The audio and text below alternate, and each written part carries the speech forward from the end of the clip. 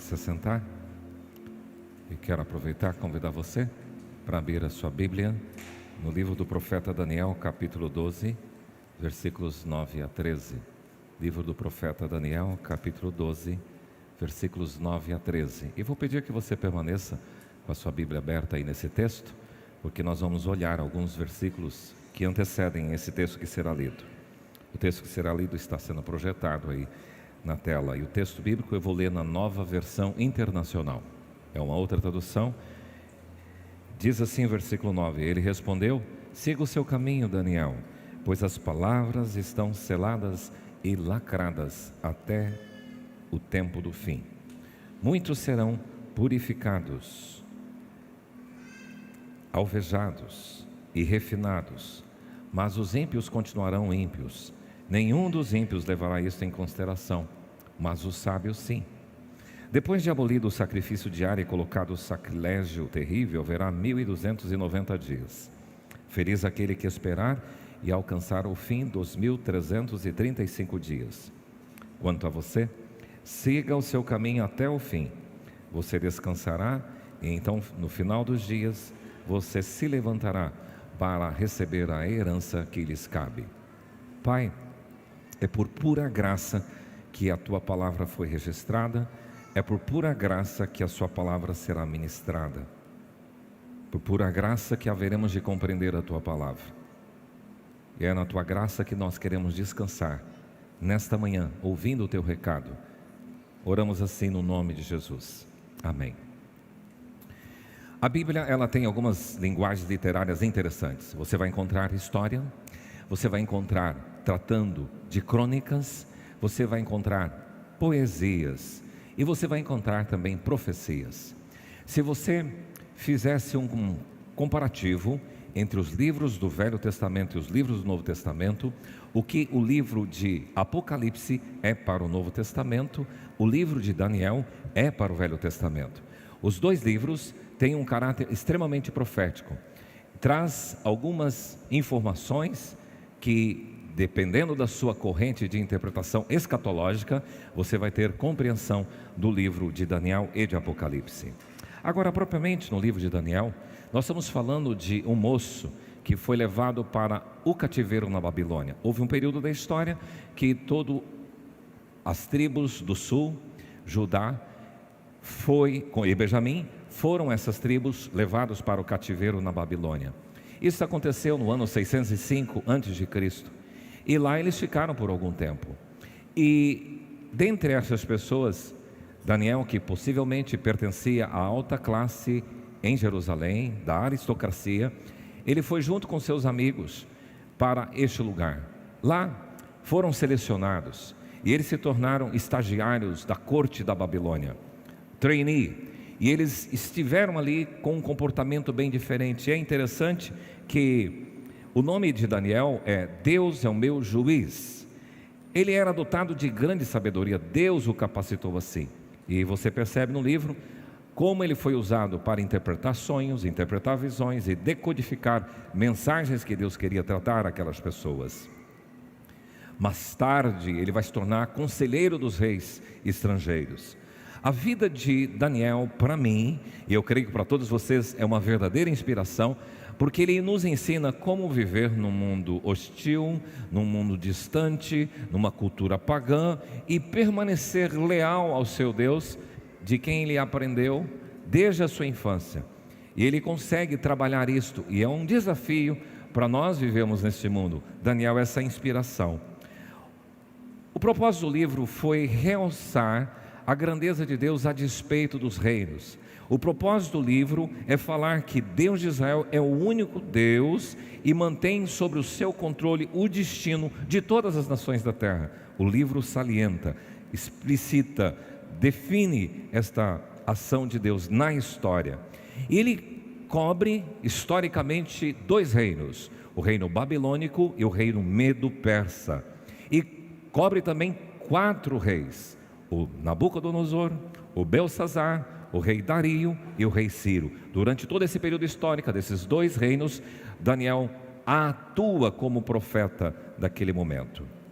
Agora, ouvindo esses dias as escrituras sagradas, passando novamente pelo texto de Daniel, Deus falou ao meu coração através desse capítulo 12, e eu quero então trabalhar com você esta temática. E quanto a você? Esse tema, eu percebi que ele se encontra aí. No versículo 13 dessa tradução que eu li, diz assim: quanto a você, siga o seu caminho. Daniel, quanto a você, siga o seu caminho. Tanto no capítulo 11 como 12, você vai perceber uma narrativa descrevendo vários aspectos escatológicos, várias intervenções na história sobre o fim das coisas, sobre o fim dos tempos. Por exemplo, aqui no capítulo 12, você vai ler nos versículos que antecedem ao que lemos, o Miguel, o grande príncipe, o arcanjo Miguel, aparecendo na história. É uma figura escatológica. Você vai ver também a declaração de que haverá um tempo de angústia entre toda a terra. Você vai perceber que haverá um aumento do saber, um grande desenvolvimento do sabor, uma profecia declarada aqui. Você vai também ouvir na escatologia dizendo que haverá ressurreição dos mortos, uns para a presença do Senhor e outros para o horror e vergonha eterno, conforme aqui descrito. Você vai perceber também no escrito 2 homens, um do lado de um rio e outro do outro lado, e um vestido de linho branco. Você vai encontrar também aqui a abordagem: depois de um tempo, 2 tempos e metade de um tempo. Versículos 11 e 12, ele fala de haverá ainda 1290 dias. E versículo 12, até 1335 dias. Tudo isso é mistério, enigmático, acerca de profecias.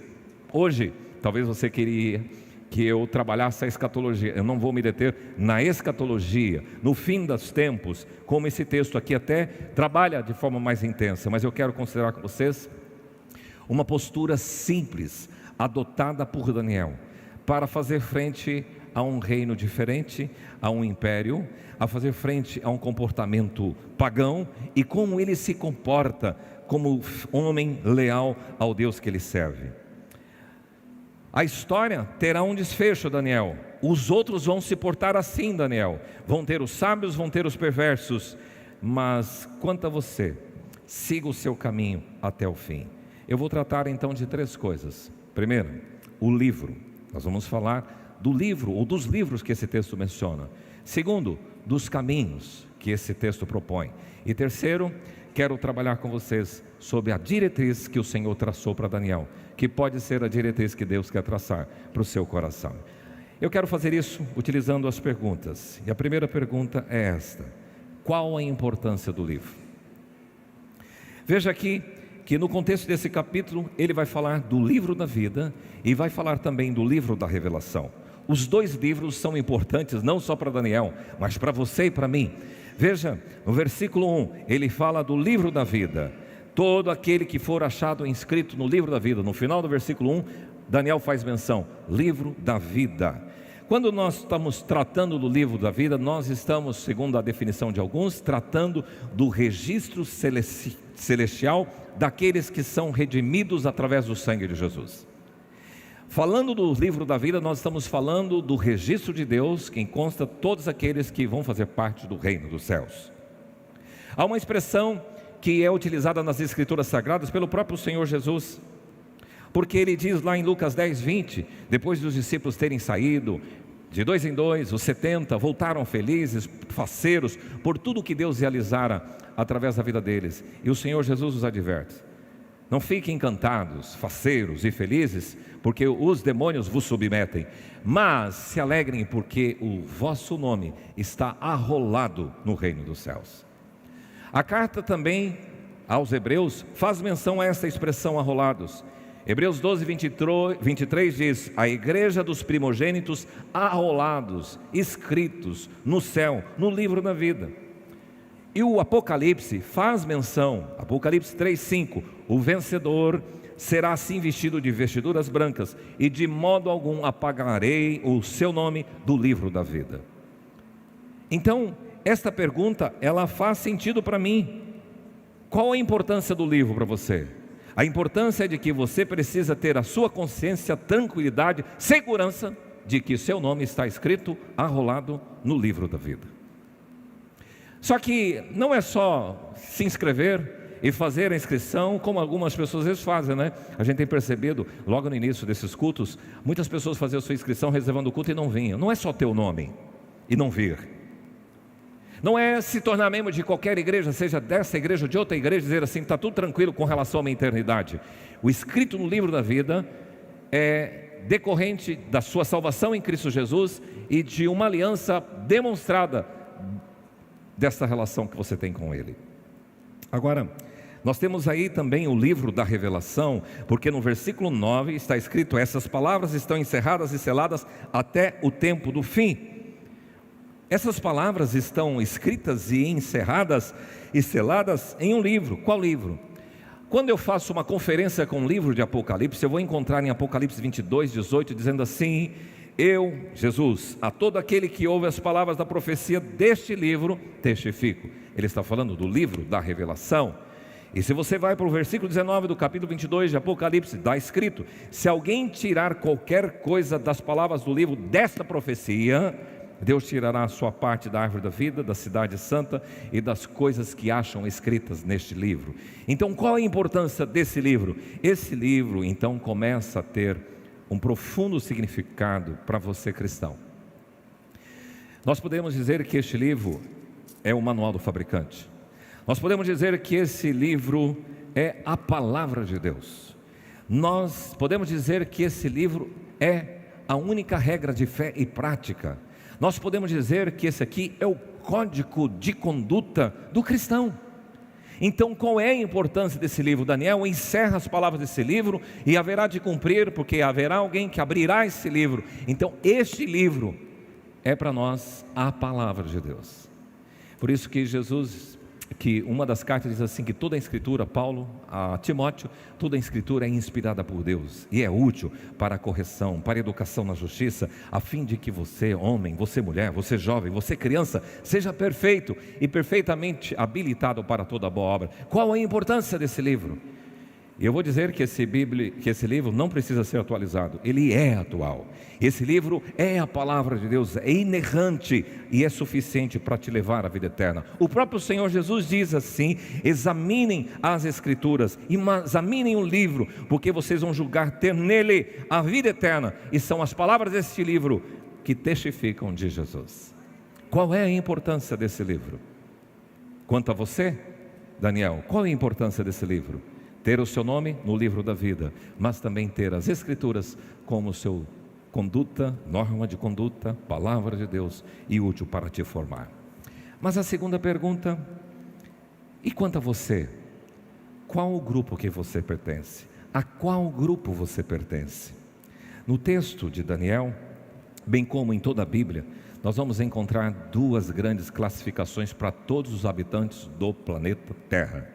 Não existem 50 mil classificações, não existem 3 classificações, existem 2 classificações que eu quero provar para vocês conforme esse texto. Primeira classificação, eu diria que seria o grupo da perversidade.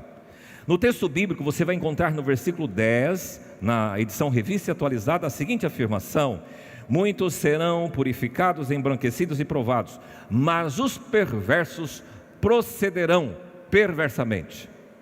Então ele está dizendo de uma classificação que existe na humanidade, no planeta Terra, que são os do perverso, os dos ímpios, os dos injustos.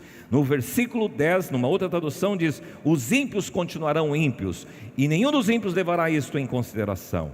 A palavra perverso ou ímpio é alguém culpado de crime no original hebraico, é alguém hostil a Deus, alguém culpado pelo pecado.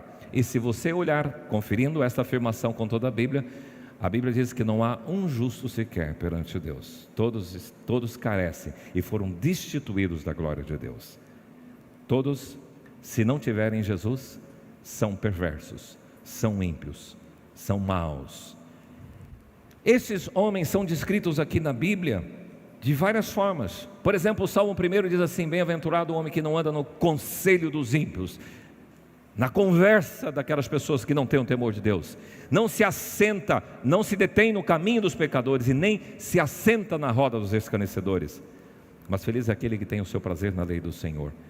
Então os ímpios são descritos assim: andam na conversa do mundo, param nos caminhos do mundo e sentam, se banqueteiam com as coisas do mundo. É isto que o texto bíblico está descrevendo. Mas o texto aqui de Daniel, versículo 2, diz que os ímpios, os perversos, os injustos, os que não são filhos de Deus, versículo 2 diz, ressuscitarão para a vergonha e horror eterno. Então esta é a descrição. O grande detalhe é que agora, quando você migra para o outro grupo, que é o grupo dos sábios, a gente já está falando no versículo 3, os que forem sábios resplandecerão como o fulgor. A palavra sábio tem a ver com prudência. Aqui é o grupo da prudência, tem a ver com cautela, com consideração, com compreensão, com entendimento. Então esse grupo dos sábios é o grupo que age segundo o normativo, que age na compreensão da revelação de Deus, que age com cautela seguindo uma aliança que assumiu com o Senhor Jesus Cristo. E o que é que esse texto diz sobre os salvos ou sábios? Diz o seguinte no versículo 1, será salvo porque é povo de Deus. Esse grupo da prudência são aqueles que vivem no mundo com sabedoria, com a expertise divina, não com a expertise humana. A Bíblia diz aí que estes aqui, que são do grupo dos sábios, ou daqueles que são prudentes, eles vão conduzir muitos outros à justiça. Está aí no versículo 3. Os que forem sábios resplandecerão como o fulgor do firmamento, e os que a muitos conduziram à justiça. São pessoas que pela vida, pelo comportamento, inspiram a se aproximar de Jesus. Você é chamado para ser essa inspiração ao mundo babilônico. Você é chamado para se comportar de tal forma que provoque mudanças, inspiração na vida das pessoas. É este grupo que nós precisamos pertencer. Mas a Bíblia descreve aí no versículo 3 que estes resplandecerão como o fulgor das estrelas do firmamento, e como as estrelas sempre e eternamente. E diz aqui que esses serão purificados, embranquecidos e profados. E lá diz que os perversos não entendem o que acontece aqui. Os perversos não entendem essa questão de purificação, de prova e de embranquecimento. E essas palavras são interessantes porque a palavra purificar, barar, limpo, tornar brilhante, testado, e uma pessoa com um caráter justo, bondoso. A palavra embranquecer é isto, tornar branco, e na palavra de vestiduras alvejadas pelo sangue de Cordeiro, é justificado em Cristo Jesus. Mas uma coisa curiosa é que a palavra provado tem a ver com acrisolamento, com teste, com averiguação, com constatação, com iso. Uma coisa interessante, quando você folheia o livro de Juízes, há um momento da história do povo de Deus em que eles têm que lutar contra os inimigos midianitas. Eles produziam cereal, os midianitas vinham e roubavam, saqueavam tudo. E Deus levanta um juiz chamado Gideão, e ele faz uma conclamação para toda a nação de Israel: venham que nós vamos enfrentar os midianitas. Vieram 32 mil pessoas, e Deus diz para Gideão: é muita gente, nós não precisamos de tanta gente. Fala para aqueles que têm medo, para aqueles que têm dificuldades, retornarem para casa. Voltam 22 mil, ficam 10 mil pessoas. E Deus diz para Gideão: é muita gente, faça uma prova. E deu uma prova. Desses 10 mil, ficaram apenas 300 de Gideão. A mesma palavra usada lá para prova, a palavra hebraica é tsaraf, que quer dizer fundir, que quer dizer acrisolar, que quer dizer refinar, provar. É a mesma palavra que Daniel utilizou. E sabe o que nós estamos querendo dizer? Que o sábio, o justo, ele é provado pelo Senhor, purificado pelo Senhor, embranquecido pelo Senhor, testado pelo Senhor. Sabia que a pandemia tem sido uma prova, que muitos talvez não tenham percebido, e há efeitos visíveis e notórios da pandemia no meio da igreja. O Senhor está purificando, e alguns, eu vou dizer, não vão voltar mais à igreja, mesmo tendo sido arrolado no nome, no livro da igreja, mas não foi arrolado no céu. O Senhor está fazendo isso. Tem coisas mais atrativas do mundo perverso do que do lento, do meio do povo dos sábios e dos prudentes. Os negócios bem-sucedidos, os empreendimentos, os prazeres que a vida tem, a comodidade, é tão legal, vou ficar em casa, não tem que me expor, não tem que ter relacionamento com pessoas, as possibilidades que o mundo tem, os encantos da terra, a vida liberal e desenfreada, a gente não tem cobrança, eu quero viver assim. É este mundo. mas os sábios serão provados, purificados e embranquecidos. E muitos não vão resistir, então estão desse lado. Então, na verdade, nós temos os sábios e os ímpios, os prudentes e os perversos. Nós temos aqueles que servem a Deus e aqueles que não servem a Deus, os que temem a Deus, os que não temem a Deus, os que são filhos de Deus, os que não são filhos de Deus, as ovelhas e os cabritos, os que estão à direita, os que estão à esquerda, aqueles que vão para a vida eterna e aqueles que vão para o castigo eterno. Esses são descritos nas Escrituras. Duas classificações especificamente. E eu encerraria dizendo que a terceira pergunta é essa: qual a sua diretriz?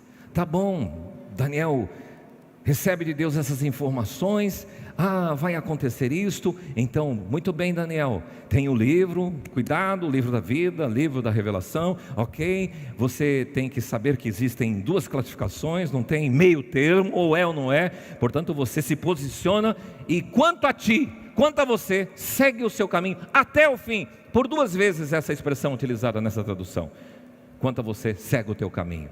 E no versículo 13 ele destaca: até o fim. Meu amigo, aqui nós precisamos entender o seguinte, que existem caminhos, dois caminhos também, como dois grupos.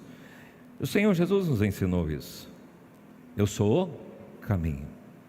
E ele diz que tem dois caminhos, um cuja porta é bonita, é larga, o caminho é espaçoso, mas leva à perdição, e outro, uma porta estreita, um caminho apertado, mas que leva à salvação. Está claro para nós isso. Você vai encontrar Moisés chamando o povo, dizendo: vocês têm que escolher entre a bênção e a maldição, a vida ou a morte. Você vai encontrar Josué dizendo: vocês têm que escolher, ou sirvam ao Deus de Israel, ou sirvam aos Baals, aos deuses dos amorreus e dos cananeus. Você vai encontrar sempre esta opção para as pessoas. Mas quanto a ti, segue o teu caminho até o fim. Siga, não pare, Daniel, não titubeie, continue, não desista. Haverá momentos, situações que você terá vontade de parar e desistir, mas a diretriz é: siga o seu caminho, a sua maneira de viver, à luz do livro, à luz dessa revelação, e não pare, vai até o fim. Esse caminho que você aceitou como diretriz para a sua vida, esse caminho que você recebeu a incondicional ajuda do Espírito Santo. Há um longo caminho, meu amado, há uma longa trajetória, e alguns estão parando no meio do caminho, alguns estão desviando do caminho, saindo de rota, mas a diretriz para a sua vida: siga o seu caminho até o fim. É uma ideia de perseverança. Na parábola do semeador, Jesus diz que as sementes caíram em vários tipos de solo. Depois ele explica essa parábola, e ele diz o seguinte: que as três principais coisas que afastam as pessoas do caminho e que não permitem que a semente nasça e produza fruto na vida de uma pessoa, sabe quais são? Primeiro, tribulação.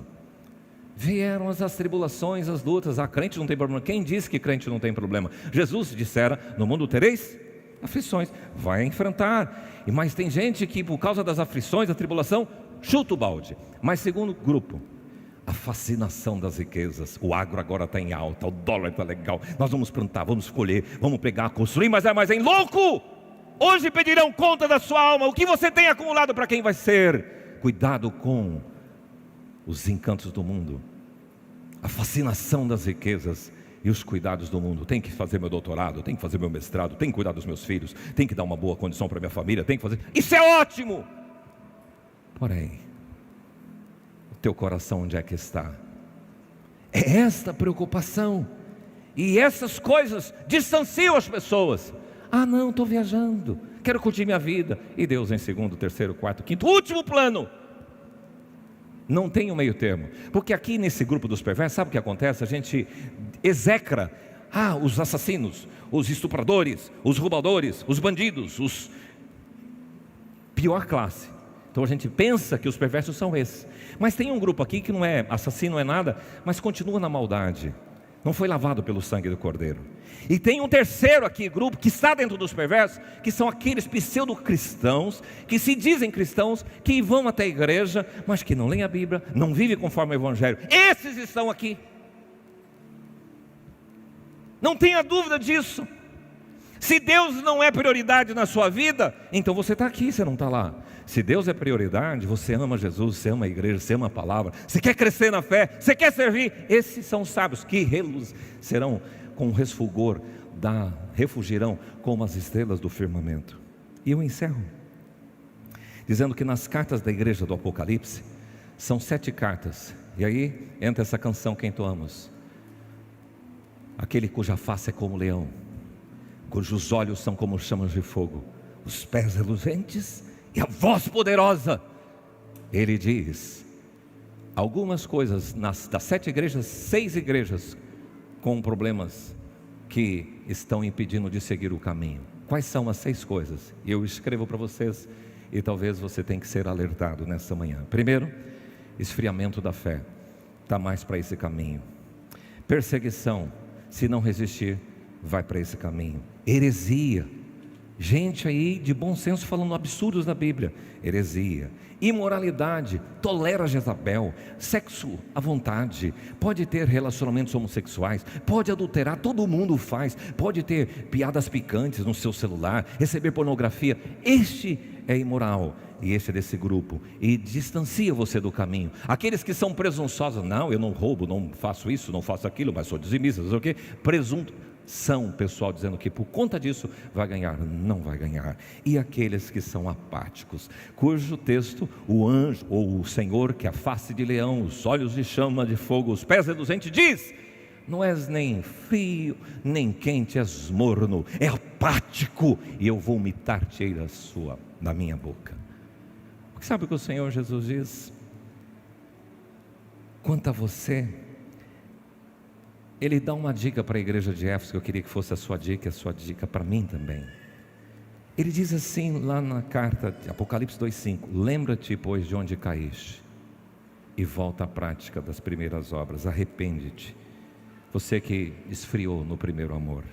É isso. Então o chamado da igreja de Éfeso é a diretriz para mim e para você. Você que abandonou o primeiro amor, que se desviou do caminho, que foi seduzido pelo mundo, que deu as costas para o Senhor, que colocou tantas outras coisas na frente do Senhor. Você que está percebendo que as coisas estão desmantelando na sua vida, no seu casamento, no seu relacionamento com os filhos, no mundo de forma geral, nas eleições do mundo. Você que se sente como Daniel, vivendo numa Babilônia hostil, ameaçadora, pagã e imoral, que seduz, que te convida ao caminho de pecado.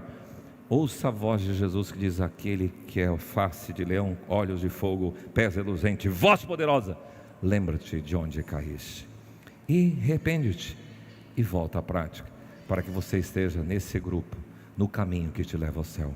Vamos colocar em pé.